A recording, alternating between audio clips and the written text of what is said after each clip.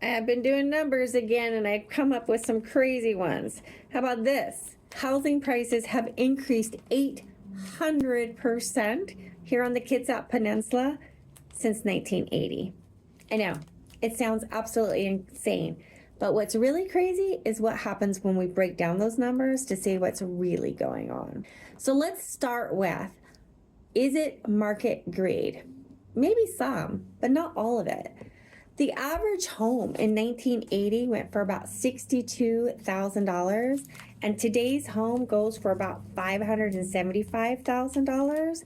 So that's a huge sticker shock, but that's not everything. Strip out general inflation, and the real increase is smaller. It's still significant, but it's smaller. In today's dollars, that $62,000 house would be purchased for, adjusted for inflation, about $243,000. But the houses today are closer to $575 on average. That's like 137% increase. Locally, we have more than doubled our real estate value, even when we adjust for inflation. So, what's happening?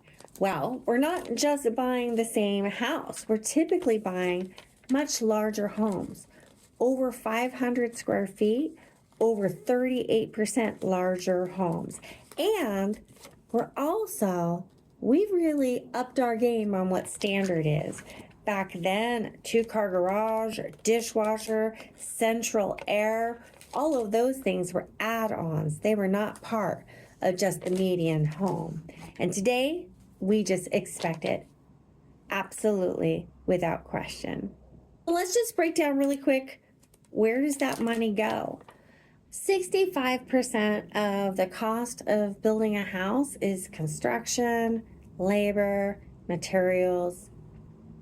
That's just the cost of doing business, and it's at an all-time high, especially since 2020. Regulation takes up about 25% of the cost of a new construction, and that's everything from building code changes that have drastically changed since the 80s, and the rest is things like impact fees and permits or whatever. So it's not really one villain. It's bigger homes, more code requirements, higher material costs, less buildable land, and decades of local appreciation compounding all together.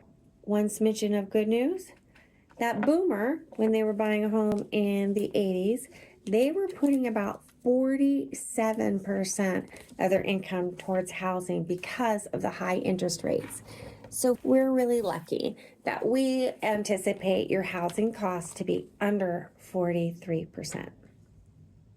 Don't you feel lucky? If you would like to get lucky in real estate, you can always contact me. I'm Sherry Evans with Better Properties, Gig Harbor, and I'd be happy to help you break down how the numbers work for you and how we can get your dreams going with deeds in place.